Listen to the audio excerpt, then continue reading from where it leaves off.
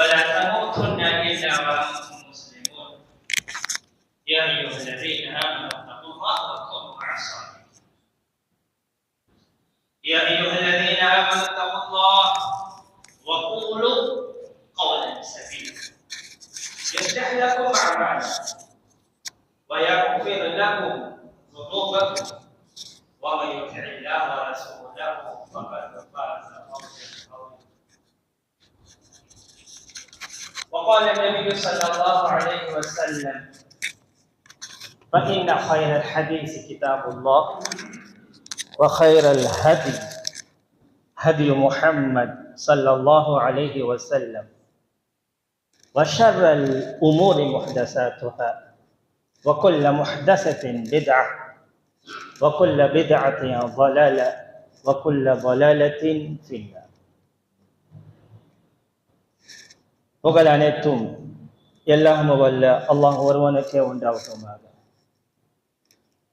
அவனது சாந்தியும் சமாதானமும் இறுதி இறை தூதர் முஹம்மத் ஸல்லல்லாஹு அலைஹி வஸல்லம் அவர்களின் மீதும் அன்னாரின் உறவினர்கள், குடும்பத்தினர்கள், தோழர்கள், தாபிஈன்கள், தபா தாபிஈன்கள் மற்றும் நம் அனைவர் மீதும் என்றென்றும் உண்டாவட்டுமாக.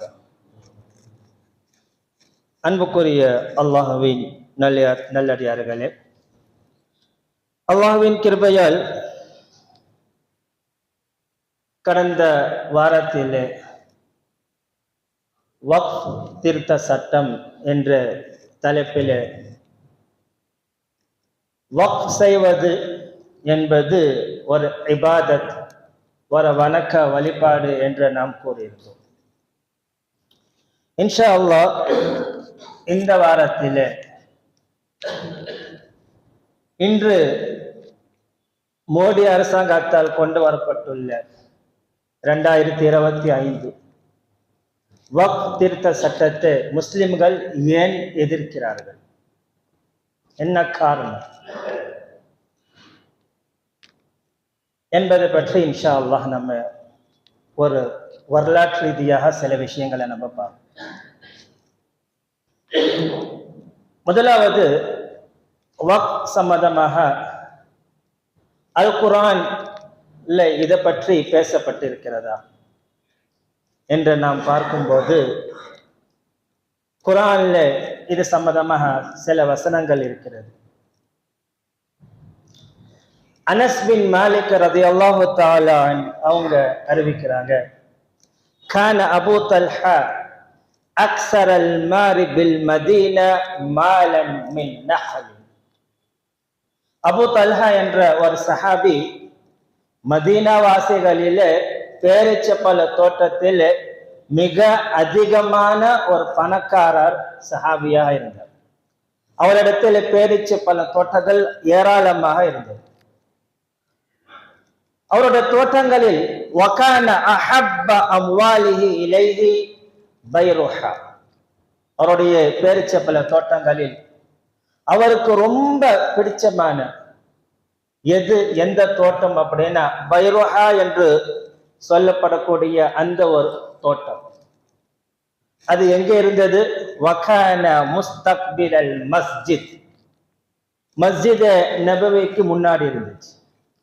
வகான ரசூலுல்லாஹி ஸல்லல்லாஹு அலைஹி வஸல்லம் யத்குலுஹா வயஷ்ரபு மின் மாஇன் ஃபீஹா தய்யிப். நபிகள் நாயகம் ஸல்லல்லாஹு அலைஹி வஸல்லம் அந்த பைருஹா தோட்டத்துக்குள்ள போவாங்க. அதில் இருக்கக்கூடிய தண்ணீர் மிக சுவை வாய்ந்த தண்ணீராக இருக்கும். நபிகள் நாயகம் ஸல்லல்லாஹு அலைஹி வஸல்லம் அந்த தண்ணீர்ல இருந்து அருந்த செய்வார், அதுல இருந்து தான் குடிப்பாங்க. அப்படிப்பட்ட ஒரு அற்புதமான ஒரு தோட்டம். அனஸ் ரலியல்லாஹு தஆலா அவங்க சொல்றாங்க, ஃபலம்மா நஸலத் ஹாஸிஹில் ஆயா, எப்போ குர்ஆன்ல அந்த சொத்து முழுக்க அல்லாஹ்வுடைய தூதர் கிட்ட ஒப்படைச்சாங்க. وقال رسول الله صلى الله عليه وسلم, அப்ப நபிகள் நாயகம் ஸல்லல்லாஹு அலைஹி வஸல்லம் சொல்றாங்க, யா அபா தல்ஹா ذلك مال رابح இது ரொம்ப பயன் தரக்கூடிய ஒரு பொருளாக இருக்கிறது, இது ரொம்ப பயன் தரக்கூடிய ஒரு பொருளாக இருக்கிறது என்று சொல்லி அல்லாஹ்வுடைய தூதர் ஸல்லல்லாஹு அலைஹி வஸல்லம் என்ன சொல்றாங்கன்னா, இதை உங்களோட குடும்பத்திற்கு தானம் செய்யுங்க. அப்ப என்ன செய்றாங்க அவங்க, வஇன்னி அபா அன் தஜஅலஹா ஃபில் அக்ரபைன், உன்னுடைய உறவினர்களுக்கு நீ என்ன செய்து இதை தானமாக கொடுத்துரு. ஃபகாம அபூ தல்ஹா அஃஅல் யா ரசூலல்லாஹ், அபூ தல்ஹா ரலியல்லாஹு தஆலா சொல்றாங்க, நான் அப்படியே செய்கிறேன். உடனே என்ன செய்றாங்க அவங்க, தன்னுடைய குடும்பத்தினர்களுக்கு குறிப்பாக சித்தப்பா பசங்களுக்கு என்ன செய்றாங்க அவங்க அந்த சொத்தை கொடுத்துரு. இது இந்த வசனத்தை இறங்கின பிறகு பல சஹாபாக்கள் தன்னுடைய சொத்துக்களை என்ன செஞ்சாங்க, அல்லாஹ் பாதையில தானம் செய்தாங்க. அதில் குறிப்பாக உஸ்மான் பின் அஃபான் ரலியல்லாஹு தஆலா அன்ஹு ஏராளமான இன்னைக்கும் மஸ்ஜித் நபவியுடைய ஆரம்பத்தில் முன்னாடி மிகப்பெரிய ஒரு ஹோட்டல் சொத்து உஸ்மான் பின் அஃபான் வக்ஃப், உஸ்மான் ரலியல்லாஹு தஆலா வக்ஃப் செய்த அந்த சொத்து இன்னைக்கு நீங்க சவுதிக்கு போனா மதீனால போய் பாருங்க, அந்த பில்டிங் மேலே வக்ஃப் உஸ்மான் ரலியல்லாஹு தஆலா, உஸ்மான் ரலியல்லாஹு தஆலா செய்த வக்ஃப். அது மட்டுமல்லாம பல சஹாபாக்கள் வலமா அலிம ஸஹாபா ஃபضل الوقف في كثرة الخير, எப்போ சஹாபாக்கள் இந்த வக்ஃப் செய்வதனுடைய நன்மை அறிந்தார்கள். நாம் இறந்த பிறகும் நம்மளுக்கு மறுமை நாள் வரைக்கும் இந்த நன்மைகள் வந்து சேரும் என்ற அந்த பலனை அவங்க அறிந்தவுடனே பல சஹாபாக்கள் என்ன செஞ்சாங்கன்னா, அவங்களுக்கு சக்திக்கு ஏற்றவாறு எல்லா சஹாபாக்களும் என்ன செஞ்சாங்க, அவங்க தன்னுடைய சொத்தை வக்ஃப் செய்தாங்க. குறிப்பாக ஜாபீர் ரலியல்லாஹு தஆலா அவங்க சொல்லக்கூடிய ஒரு விஷயம், லம் யகுன் அஹதுன் ذو مقترب من صحاب النبي الا وقع, சஹாபாக்களில் யார் யாரிடத்தில் வசதி இருந்ததோ அவர்கள் அனைவரும் என்ன செய்தாங்க, தன்னுடைய சொத்துக்களை அல்லாஹ்வின் பாதையிலே வக்ஃப் செய்தார்கள் என்று ஜாபீர் ரலியல்லாஹு தஆலா அவங்க அறிவிக்கிறார். அவங்க சொல்லக்கூடிய ஒரு விஷயம்.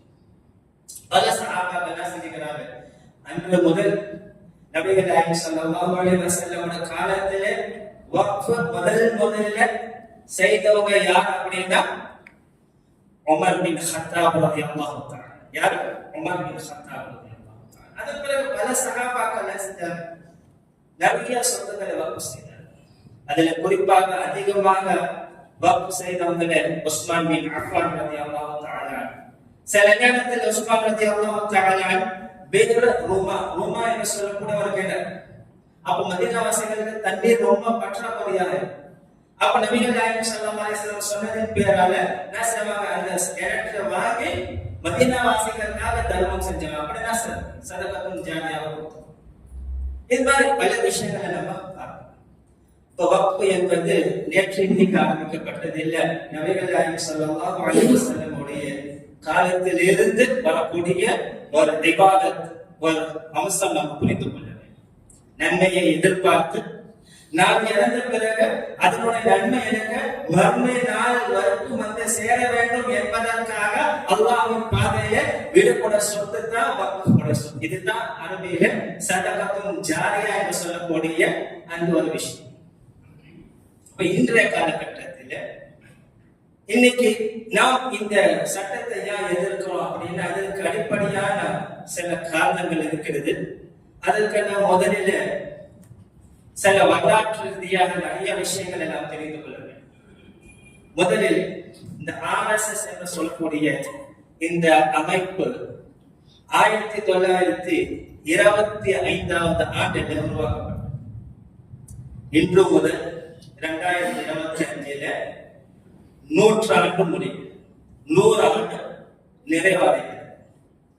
அப்ப அவங்களுடைய அஜெண்டா, அவங்களுடைய தீர்மானங்கள் நிறைய தீர்மானம் பண்ணிட்டே போயிட்டு அவங்க 2025க்குள்ள 100 வருஷம் மிகப்பெரிய பிரம்மாண்டமான நூற்றாண்டு விழா கொண்டாடணும் என்பதற்காகவே என்ன இந்த விஷயங்கள் நம்ம இந்தியாவில சாதிக்க வேண்டுமோ அத்தனை விஷயங்களை டிக் பண்ணிட்டே போயிடும்.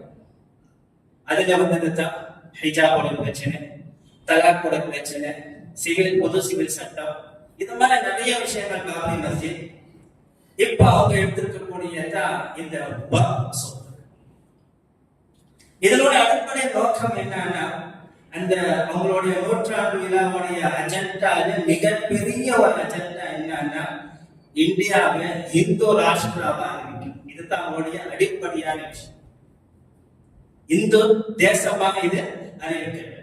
அதற்கு ஒரு வழிதான் இந்த வக்ஃப் சொத்துக்களை அபிவிருத்தி. காரணம் என்ன? வக்ஃப் சொத்துக்கள் எடுத்துட்டா முஸ்லிம்களுடைய அடையாளங்கள் எல்லாமே அழிக்கப்படும். இன்னைக்கு நீங்க நிறைய ஊர்கள் பார்த்திருக்கீங்க. தமிழ்நாட்டிலேயே நிறைய ஊர்கள் பேர் பார்த்தீங்கன்னா முஸ்லிம்களோட பேர்கள் கொண்டு இருந்துச்சு. ஆனா இன்னைக்கு அத்தனை பேரும் பார்த்தீங்க. சைதாப்பேட்டை கூட நிறைய பேர் சொல்லிட்டு போனாங்க, லிஸ்ட் பண்ணிட்டு நிறைய இஸ்லாமிய பேர்கள் கொண்ட ஊர்கள், ஸ்டாப்புகள், ரயில்வே ஸ்டேஷன்கள் எல்லாமே என்ன செஞ்சுட்டாங்க, அவங்க இஷ்டத்துக்கு மாற்றி வச்சு. அடிப்படையான காரணம் என்ன? முஸ்லிம்களுடைய அடையாள அடையாளங்களை மாற்றி அமைக்க வேண்டும். அதுல ஒன்றுதான் இந்த வக்ஃப் சொத்துக்களை கை பெற்றுக் கொண்டால் எல்லா சொத்துக்களும். இன்னைக்கு நிறைய சொத்துக்கள் முஸ்லிம்களோட நிறைய அடையாளமா இருக்கு.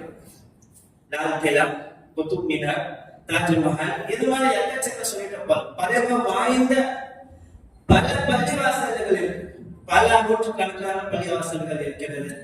அத்தனை சொத்துக்கள் என்ன செஞ்சுட்டு அபகரிச்சுட்டா இன்னைக்கு முஸ்லிம்களுடைய அடையாளமே இல்லாம ஆக்கிரல என்ற ஒரு நோக்கத்தில் என்ன செஞ்சிருக்கிறாங்கன்னா இந்த விஷயத்தை அவங்க கையில் எடுத்திருக்கிறார்கள். இது வக்ஃப் திருத்த சட்டம் என்ற பெயர்ல வக்ஃப் சொத்துக்களை திருடக்கூடிய ஒரு சட்டம். இன்னும் தெளிவாக சொல்ல போனோம் அப்படின்னா வக்ஃப் சொத்துக்களை முழுமையாக ஆட்டப்படக்கூடிய ஒரு சட்டம் தான். இதுல நிறைய பிரச்சனைகள், கொஞ்சம் நெஞ்ச பிரச்சனை கிடையாது. அப்போ பாபரி மஸ்ஜிதிலிருந்து ஆரம்பிச்சு அதுக்கு பிறகு முஸ்லிம்களுடைய ஊர் பெயர்கள் எல்லாமே மாற்றி அதுக்கு பிறகு அவங்களுடைய நிறைய விஷயங்களை நம்ம பார்க்கணும். ஹிஜாபோட பிரச்சனை, அதே நேரத்தில் பொது சிவில் சட்டம், முத்தலாக்கோட பிரச்சனைகள், நீங்க எங்க அவங்க கொண்டு வரக்கூடிய அனைத்து பில்கள் எல்லாமே யார் சார்ந்ததாக? முஸ்லிம்கள் சார்ந்ததாக. முஸ்லிம்களுக்கு துன்பம் கொடுக்கணும் என்ற ஒரே நோக்கத்துக்காகவே அவங்களுடைய அஜெண்டாக்கள் எல்லாம் அப்படித்தான். கிட்டத்தட்ட இது இனத்திற்கு ஆரம்பிக்கப்பட்டது. இந்தியாவை ஆழ்ந்த பல ஆங்கிலேயர்கள் இந்தியாவை ஆழ்ந்தார் ஆரம்ப காலகட்டத்தில். அப்ப 1931-33 இந்தியாவை ஆழ்ந்த ஒரு பிரிட்டிஷ் ஒரு வார்த்தை சொல்லும். எங்கன்னா இங்கிலாந்துடைய பாராளுமன்றத்தில் அவன் சொல்லக்கூடிய வார்த்தை என்னன்னா, யார் வின்ஸ்டன் லியோனார்ட் ஸ்பென்சர் சர்ச்சில் என்று சொல்லக்கூடிய ஒரு ஆங்கிலேயர் பிரிட்டிஷ். அவன் என்ன சொல்றான்னா, நீங்க எந்த நாட்டுக்கு வேணாலும் சுதந்திரம் கொடுங்க, ஆனா இந்தியாவுக்கு மட்டும் நீங்க சுதந்திரம் கொடுக்காதீங்க. என்ன காரணம் வச்சா?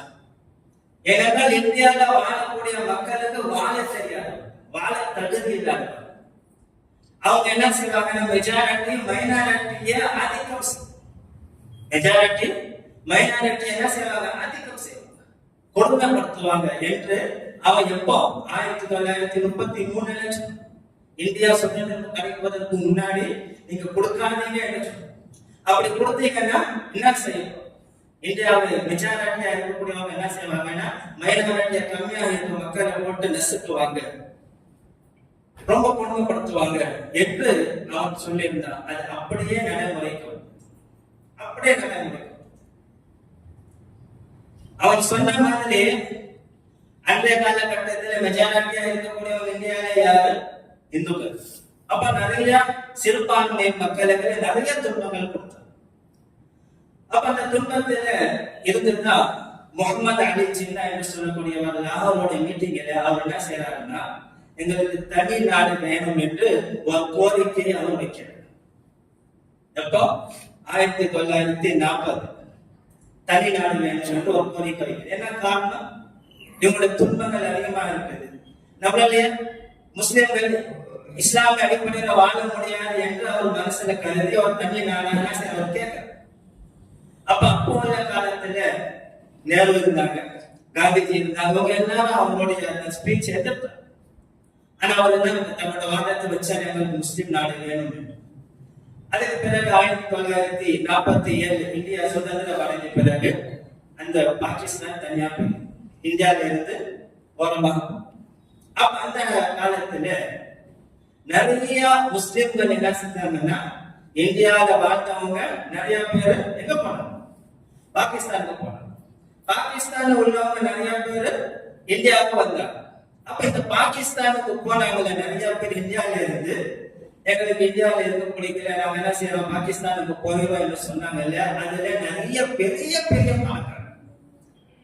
பெரிய பணக்காரர்கள், நிறைய ஸ்கூல், நிறைய ஹாஸ்பிட்டல், நிறைய பள்ளிவாசல், நிறைய கபரஸ்தானோட நிலங்கள், எக்க சொத்துக்கள் எல்லாமே அவங்க என்ன செஞ்சாங்கன்னா, எந்த டாக்குமெண்ட்ஸ் இல்லாம வாய் வழியாக ஃபீ சபீலில்லாஹ் அல்லாஹ்வின் பாதையிலே வக்ஃப் செஞ்சுட்டு போனாங்க. இந்த இந்தியாவில இருந்து போனாங்க பாகிஸ்தானுக்கு, அவங்களோட எக்கச்சக்க சொத்துக்கள். அதுதான் இன்னைக்கு வக்ஃப் யூசர் என்று சொல்றோம். அவங்களோட சொத்து ஏராளமா இருக்கு. அது எல்லாமே இன்னைக்கு டாக்குமெண்ட்ஸ் இருக்குன்னு இல்ல, அவசரமா போறவங்க டாக்குமெண்ட்ஸ் கொடுத்துட்டு போவாங்க. அதுல அப்படியே போனாங்க. எல்லா சொத்துக்கள் என்ன செஞ்சாங்க, அப்படியே முஸ்லிம்கள் பொறுப்புல ஒப்படைச்சிட்டு, இது ஃபீ சபீலில்லாஹ் அல்லாஹ்வின் பாதையில வக்ஃப் செய்யப்பட்ட சொத்து என்ற வாய் வழியாக சொல்லிட்டு பல பேர் தன்னுடைய சொத்துக்களை விட்டுட்டு போனாங்க. அதுக்கு ஆனா சில இந்த மண்ணின் மீது பற்று, இந்த இந்தியா மண்ணிலே நாம பிறந்தோம், இதே மண்ணிலே வாழும் என்று உறுதியாக இருந்து நம்மளுக்கு யார் சப்போர்ட்டாக இருக்கிறார்? அன்று வாழ்ந்த நேரு. அன்றைக்கு இந்த காந்தி தாத்தா நம்மளுக்கு என்ன செய்வாங்க, சப்போர்ட்டாக இருப்பாங்க. நாம இந்த ஊர்ல இருப்போம் என்று இருந்து இதே ஊர்ல வாழ்ந்தாங்க. அந்த இதுல நாம எல்லாம் இந்த ஊர்ல, இந்த பூமியில, இந்த இந்தியாவில நாம பிறந்து அன்னைக்கு நாடு பிரியும் போது நாம அங்க போகாம இதே ஊர்ல நாம பிறந்தும் இதே ஊர்ல வாழும் என்ற உறுதியோடு இருந்தது. அப்போ அந்த காலகட்டத்தில் இந்தியா சுதந்திரம் கிடைக்கிறது. 1947 இந்தியாவுக்கு சுதந்திரம். அப்ப சுதந்திரத்துக்கு பிறகு இப்ப நிறைய பிரச்சனைகள் ஆகும். இந்த மெஜாரிட்டி மைனாரிட்டி பிரச்சனை. மெஜாரிட்டியா இருக்கிறவங்க மைனாரிட்டிய ஒடுக்குது, அவங்களை அடிக்கிறது, துன்பங்கள் கொடுக்குது. அந்த அடிப்படையில அப்பத்தான் என்ன செய்யறாங்கன்னா, 1949 இந்திய அரசியல் அமைப்பு சட்டம் கொண்டு வரும். எப்போ 1949 டாக்டர் அம்பேத்கர் மூலமாக இந்திய அரசியல் அமைப்பு சட்டம். இதுதான் இந்தியாவுடைய தலையெழுத்து. எல்லா சட்டமும் அதே கொண்டுதான். நாளைக்கு என்ன நடைமுறை கொண்டு வரும், என்னென்ன பிரச்சனைகள் வரும், அத்தனையும் அவங்க எந்த அளவுக்கு முயற்சி பண்ணி யாருக்குமே, அது எந்த மதத்தை சார்ந்தவனா இருக்க, புத்திஸ்டா இருக்கட்டும், ஜெயினா இருக்கட்டும், முஸ்லிமா இருக்கட்டும், கிறிஸ்டினா இருக்கட்டும், யாருக்குமே எந்த பாதிப்பு வராத அளவுக்கு ஒரு சட்டத்தை என்ன செஞ்சாங்க, 1949 உருவாக்கினாங்க. ஆனா அது எப்ப அமலுக்கு வருது, 1950 ஜனவரி 26 அமலுக்கு. அதுல முழுக்க முஸ்லிம்களுக்கு பாதுகாப்பாக எல்லா மதத்தினர்களும் அவர்கள் தன்னுடைய மதத்தின் அடிப்படையில சுயமாக இபாதத் செய்யலாம், யாருக்கும் எந்த தொந்தரவும் இருக்கக்கூடாது என்பதற்காகவே அந்த இந்திய அரசியலமைப்பு சட்டம் உருவாக்கப்பட்டது. அதுல வக்ஃபோட சட்டமும் இருக்கிறது, முஸ்லிம் தனிநபர் சட்டமும் இருக்கிறது, முஸ்லிம் பர்சனல் லா போர்டு அதுல தான் இருக்கிறது. பிரச்சனை என்னன்னா, இது எதுவுமே இருக்கக்கூடாது. வக்ஃப் போர்டு ஏன் முஸ்லிம்களுக்கு தனி சட்டம்? ஏன்னா அன்னைக்கு முஸ்லிம்கள் என்ன செஞ்சாங்க, பாகிஸ்தானுக்கு போனாங்க. இங்க இருக்கக்கூடிய முஸ்லிம்களுக்கு நம்ம சேஃப் பண்ணணும், அவர்களுக்கு பிரச்சனை வரக்கூடாது என்பதற்காகவே பல சட்டங்கள் இஸ்லாமியர்களுக்காக தொகுக்கப்பட்டது. அதெல்லாம் முஸ்லிம் லா, பர்சனல் லா போர்டு. இன்னைக்கு இந்த வக்ஃப் போர்டுக்கு அடுத்தது அவங்க கை வைக்கிறது எனக்கு தெரிஞ்சு முஸ்லிம் லா, பர்சனல் லா போர்டு இருக்கக்கூடாதுன்னு அவங்க கோரிக்கை பில் பாஸ் பண்றாங்க. எல்லாம் எழுதி வச்சு இது மாதிரி ஒண்ணு என்ன செய்வாங்க, கொண்டு வந்துகிட்டே இருக்கிறாங்க, கொண்டு வருவாங்க. அப்ப என்ன செய்யப்பட்டது, முஸ்லிம் லா, பர்சனல் லா போர்டு, வக்ஃப் சட்டம், இது எல்லாமே ஒன்றாக இஸ்லாமியர்களுக்கு எது சாதகமாக இருக்குமோ அது அந்த இந்திய அரசு சட்டத்திலே எழுதப்பட்டது. அதுல மிக முக்கியமான ஒரு விஷயத்தை நாம் புரிந்து கொள்ள வேண்டும். இந்த வக்ஃப் போர்டு பிரச்சனை இருக்குல்ல, இது நேற்றையோட பிரச்சனை. வக்ஃப் போர்டு ஆங்கிலேயர் காலத்திலேயே நம்மளுக்கு அந்த வக்ஃப் ஆக்ட் இருந்தது, வெள்ளக்கார காலத்தில் இருந்துச்சு. 1913 பிரிட்டிஷோட ஆட்சியில முஸ்லிம்களுக்கு வக்ஃப் சொத்து அதுக்கு ஒரு ஆக்ட் ஒன்று இருந்துச்சு ஆரம்பத்தில் இருந்தது. ஆனா அதுல போதிய பாதுகாப்பு இல்லை. நிறைய ராணுவ அரசாங்கமும் சரி இல்ல நிறைய பெரிய பெரிய பணக்காரர்கள் எல்லாரும் வக்ஃபோட சொத்தை அபகரிக்கணும் அதுல குறிக்கோளா இருந்தாங்க. அப்போ ஒவ்வொரு ஆண்டுகளாக என்ன செய்யப்பட்டதுன்னா, ஆரம்பத்தில் 1913 பிரிட்டிஷோட ஆட்சி காலத்துல முஸ்லிம்களுடைய சொத்துகள் பாதுகாக்கப்பட வேண்டும் என்பதற்காகவே இந்த ஆக்ட் உருவாக்கப்பட்டது, இந்த சட்டம் கொண்டு வந்தது. அதுக்கு பிறகு அதுக்கு போதிய பாதுகாப்பு இல்லாததன் காரணமாக முஸ்லிம்களோட சொத்து யாருமே அபகரிக்க கூடாது என்பதற்காகவே 1954 வக்ஃப் திருத்த சட்டம் கொண்டு வந்தார்.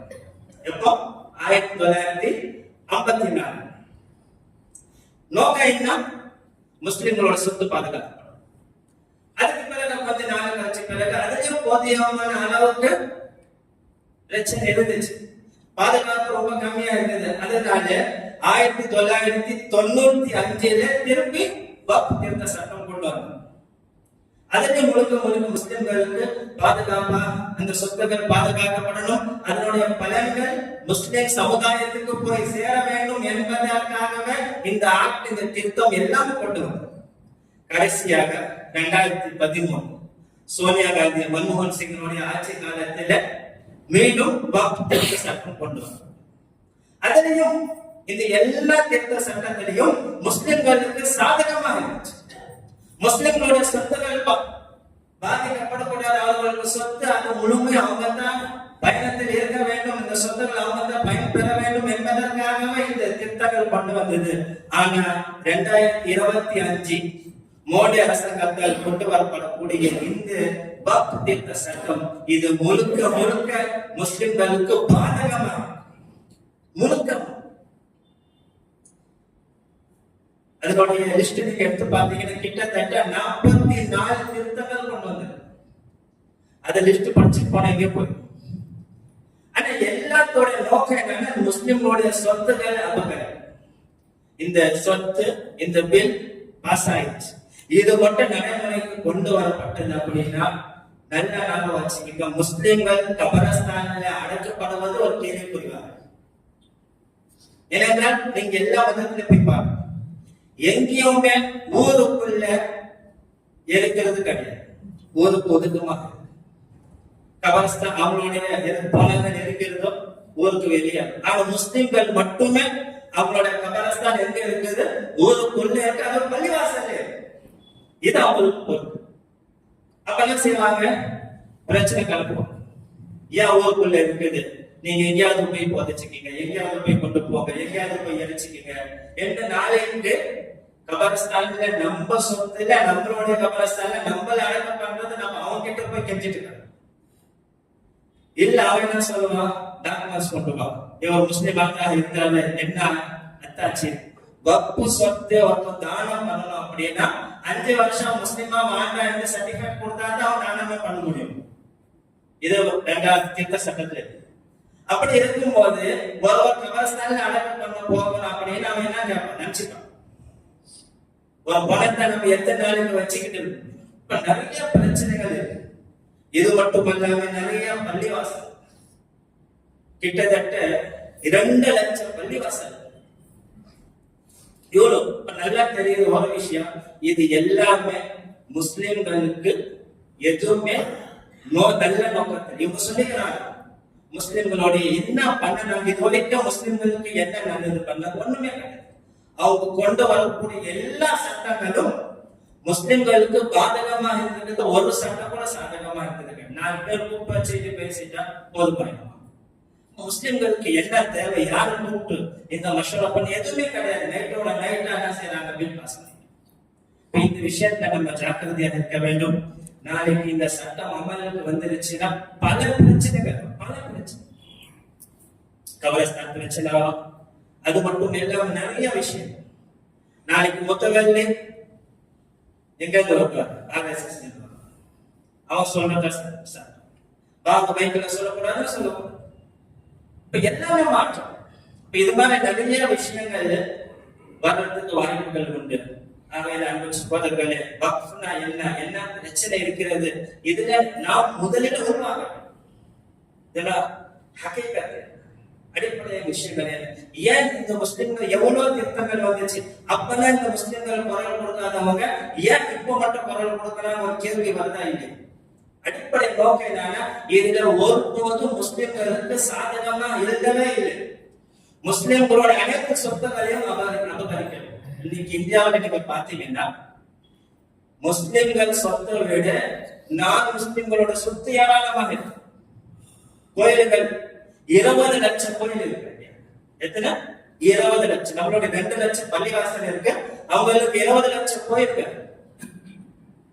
கோயில்ல இருக்கக்கூடிய அந்த நகை இருக்குல்ல, அது மட்டுமே 4000 டன் இருக்கு.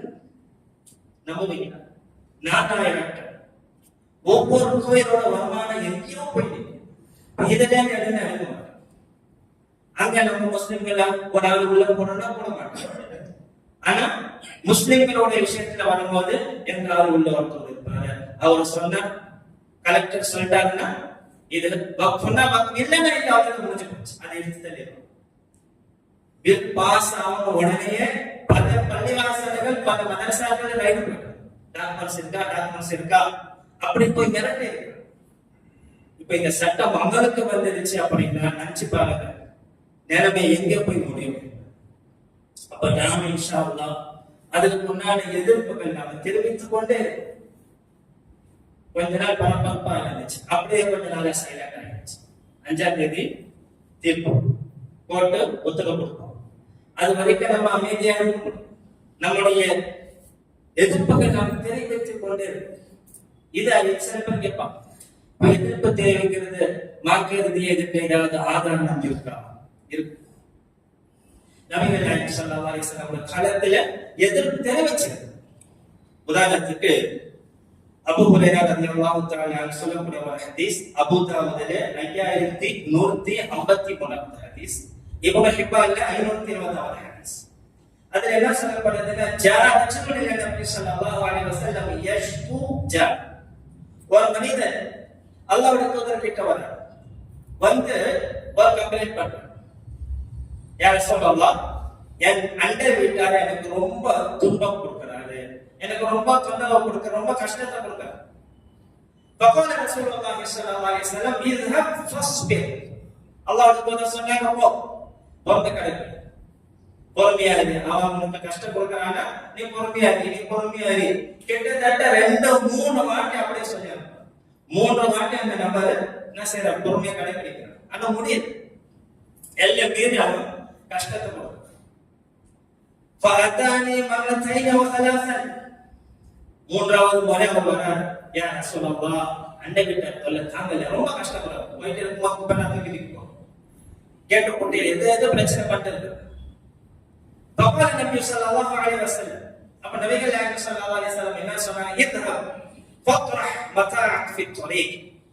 போ, உங்க வீட்டுல இருக்க சாமான தூக்கி ரோட்ல தூக்கி, உங்க வீட்டுல இருக்க சாமான் சட்டி தூக்கி என்ன சரி ரோட்ல தூக்கி போ. உடனே அவர் என்ன செய்யறாங்க, வீட்டுல இருக்க சாமான தூக்கி ரோட்ல போய் உட்கார்ந்து ஸ்டைல் பண்றாங்க. فطرحه متاعه في الطريق, தன்னுடைய வீட்டுல உள்ள பொருட்களை எல்லாமே தூக்கி ரோட்ல உட்கார்ந்து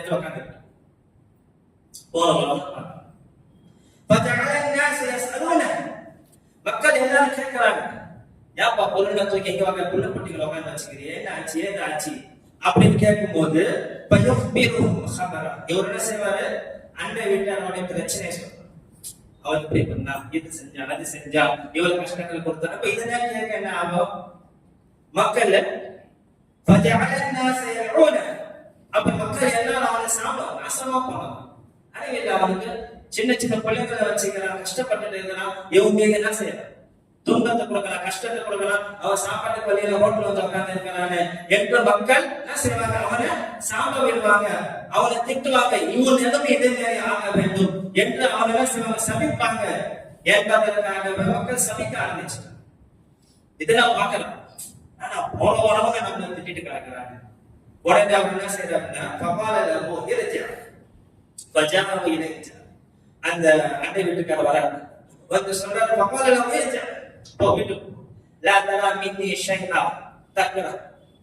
என் புறத்தில் இருந்து உனக்கு துன்பம் தர மாதிரி எந்த விஷயத்தை நீ பார்க்க மாட்டேன், நான் உனக்கு முழுக்க முழுக்க சேஃபா இருப்பேன், என்னால உனக்கு எந்த கஷ்டமும் வராது என்று அவரு திருந்து. இது பாருங்க, இப்ப இது மாதிரி வீதிக்கு வந்து நம்ம இது மாதிரி பேரணியோ இல்ல கண்டன ஆர்ப்பாட்டங்கள் எதுக்கு தெரிவிக்கிறோம், மக்களுக்கு தெரியப்படும்.